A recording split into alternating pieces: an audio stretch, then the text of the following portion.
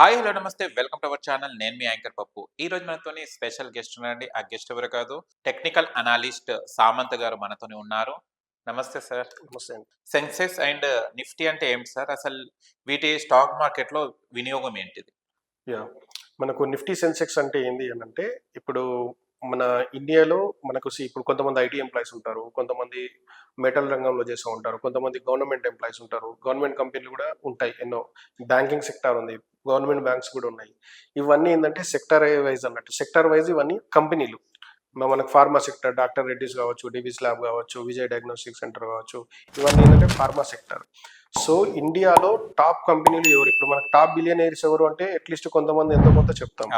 అలాగే top performer ఎవరు ఉన్నారు సెక్టర్ వైజర్గా ఏంది అనేది తెలుసు, కానీ మనకు ఐడియా ఉంటుంది చెప్తామా? పెద్ద కంపెనీలు ఏవి అని అంటే, పలానా మైండ్రీ కంపెనీ పెద్దది, పలానా టీసీఎస్ కంపెనీ పెద్దది, లేదు మెటల్లో చూసుకుంటే టాటా స్టీల్ కానీ, లేదు సిమెంట్ కంపెనీలో చూసుకుంటే అల్ట్రాటెక్ అని ఎక్కువ యూజ్ చేస్తూ ఉంటారు, ఏసీసీ అని. ఇవన్నీ ఏంటంటే డిఫరెంట్ వేరియస్ సెక్టార్స్. ఇవన్నీ ఈ వేరియస్ సెక్టార్స్ అన్ని ఏంది అంటే సెక్టార్ వైజ్ గా నిఫ్టీలో ఈ కంపెనీలన్నీ లిస్ట్ అయి ఉంటాయి. నిఫ్టీ 50 అనేది బెంచ్ మార్క్ ఇండెక్స్. అంటే మన ఇండియన్ ఎకానమీ ఏ స్థాయిలో ఉంది అంటే, అప్ లో ఉందా, డౌన్ లో ఉందా, ఎవ్రీ ఇయర్ దాని గ్రోత్ ఎంత ఉంది అంటే, అన్ని రంగాలు ముందుకెళ్తున్నాయా వెనక్కి వెళ్తున్నాయా అని చెప్పేసి ఒక కంక్లూజన్ ఇస్తుంది అన్నట్టు నిఫ్టీ 50. ఇప్పుడు మనం సెన్సెక్స్ కూడా అంతే, టాప్ సెక్టార్, టాప్ 30 స్టాక్స్ ఏవైతున్నాయో సెన్సెక్స్ లో లిస్ట్ అయి ఉంటాయి. సో మనకు ఎవ్రీ ఇయర్ చూసుకుంటా ఉంటాం అన్నట్టు. ఇప్పుడు మన దేశంలో డెవలప్మెంట్ జరుగుతుందా, ఆ కంపెనీ షేర్లు పెరుగుతున్నాయి. ఇప్పుడు మనం మామూలుగా న్యూస్ చూస్తూ ఉంటాం, భారీగా పెరిగిన స్టాక్ మార్కెట్లు, భారీగా కుప్పగూలిన స్టాక్ మార్కెట్లో అని చెప్పేసి ఉంటాం, లేదంటే ఆల్ టైమ్ హైని టచ్ చేసిన సెన్సెక్స్ అని చూస్తూ ఉంటాం. అని అంటే అది ఎందుకు జరుగుతుంది అని అంటే, కంపెనీలు పర్ఫామ్ చేస్తున్నాయి చాలా బాగా కాబట్టి. ఆ టాప్ సెక్టార్స్ కంపెనీలు ఏమి ఉన్నాయో, టాప్ సెక్టార్ అనే కాదు, మనకు mid cap stock, small cap, చిన్న స్టాక్స్ కూడా ఉంటాయి. సో వీటి పర్ఫార్మెన్స్ ఎవ్రీ ఇయర్ మనకు ఎవ్రీ ఇయర్ కానీ క్వార్టర్లీ రిజల్ట్స్ వస్తూ ఉంటాయి. అంటే ఈ 3 నెలల్లో వాళ్ళకి ఎంత బయ్యింగ్ జరిగింది, ఎంత సేల్ జరిగింది. సపోజ్ ఇప్పుడు మనకు సిమెంట్ రంగం తీసుకుందాం. సిమెంట్లో ఈ 3 monthsలో క్వార్టర్, మనకు 4 quarters ఉంటాయి ఎవ్రీ మంత్. సో సిమెంట్ ఇప్పుడు ఎంత సేల్ జరిగింది, ఎంత సిమెంట్ అమ్ముడు పోయింది, ఎంప్లాయ్మెంట్ ఎంత ఉంది, వాళ్ళు ఏమైనా రుణాలు తీసుకున్నారా, డెబిట్స్ ఏమైనా ఉన్నాయా, అవన్నీ క్లియర్గా వాళ్ళకు ఎబిడిటా ఎంత ఉంది మొత్తం, అంటే ఆఫ్టర్ ట్యాక్స్ తర్వాత కంపెనీ ఎంత ఎర్న్ చేసింది అనేది మనకు ఒక పిక్చర్ వస్తుంది అక్కడ. అట్లా ప్రతి కంపెనీది మనకు అక్కడ అవుట్పుట్ అనేది కనిపిస్తుంది. అవి ఏంది అని అంటే, దాన్ని మనము పాయింట్స్ వైజ్ నిఫ్టీలో డంప్ చేస్తారు. ఈ కంపెనీ ఇంత పర్ఫామ్ చేసింది కాబట్టి ఈ రోజు నిఫ్టీ ఇంత లేచింది, ఇంత పడింది. యావరేజ్గా మొత్తం సెక్టర్ వైజ్ సెన్సెక్స్ నిఫ్టీలో ఎంత పర్ఫామ్ జరిగింది, అది ఎందుకు పడింది అని చెప్పేసి చెప్తారు. ఇప్పుడు మనం చూసుకుంటే కనుక మన ఇండియన్ ఇట్లా నిఫ్టీ 50 సెన్సెక్స్ అని అంటాం కదా, నిఫ్టీ అంటాం, సెన్సెక్స్ అంటాం. సపోజ్ ఇప్పుడు మనం యూఎస్ మార్కెట్స్ వెళ్తే కనుక నాస్డాక్ అని ఉంటుంది, డౌ జోన్స్ అని ఉంటుంది. అంటే వాళ్ళు పెట్టుకున్న పేరు, వాళ్ళ కంపెనీలకు వాళ్ళ బెంచ్ మార్క్ ఇండెక్స్ పెట్టుకున్న పేరు అది అన్నట్టు. లేదు ఇప్పుడు మనం యూరోప్ మార్కెట్లో చూసుకుంటే కనుక ఎఫ్టీఎస్సీ అని ఉంటుంది, క్యాక్ అని ఉంటుంది, డాక్స్ అని ఉంటుంది. యూరోప్ మార్కెట్ వాళ్ళు ఏంటంటే వాళ్ళ సెక్టార్లకి వాళ్ళ ఇండెక్స్ పెట్టుకున్న పేరు అన్నట్టు.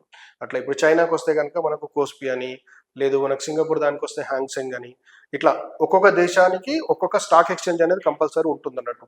ఆల్మోస్ట్ డెవలప్ అవుతున్న ప్రతి కంట్రీకి బెంచ్ మార్క్ ఇండెక్స్ అనేది ఉంటుంది. అది ఏం చేస్తుంది అంటే, వాళ్ళ డెవలప్మెంట్ ఉంటుంది కంట్రీది, కంపెనీల సేల్స్ ఎలా జరుగుతున్నాయి, బెంచ్ మార్కెట్ ఇండెక్స్ ఏం చెప్తున్నాయి అని చెప్పేసి మనకు అది డిస్ప్లే అనేది చేస్తుంది. సో సేమ్ అలాగే నిఫ్టీ 50, నిఫ్టీ అండ్ సెన్సెక్స్ కూడా మన ఇండియన్ బెంచ్ మార్క్స్. అంటే ఏ కంపెనీ తీసుకున్నా, స్టాక్ మార్కెట్ సెబీలో లిస్ట్ అయినా ఏ కంపెనీ తీసుకున్నా దాని క్వార్టర్లీ కానీ ఇయర్లీ కానీ పర్ఫార్మెన్స్ ఎలా ఉంది, every year, year over year అని అంటారు, YOY అని. సో ఆ పర్ఫార్మెన్స్ ఎలా ఉంది, మనకు అది ఎలా వ్యాల్యూ చేస్తుంది అనేది అల్టిమేట్గా చెప్తా ఉంటుంది. సో ఇక్కడ చూసుకుంటే మనం ఇప్పుడు నేను మార్కెట్లో వచ్చేసి 2012లో వచ్చాను. 2012లో వచ్చినప్పుడు నిఫ్టీ అప్రాక్సిమేట్లీ 5000-6000 పాయింట్స్ మధ్యలో ఉంది.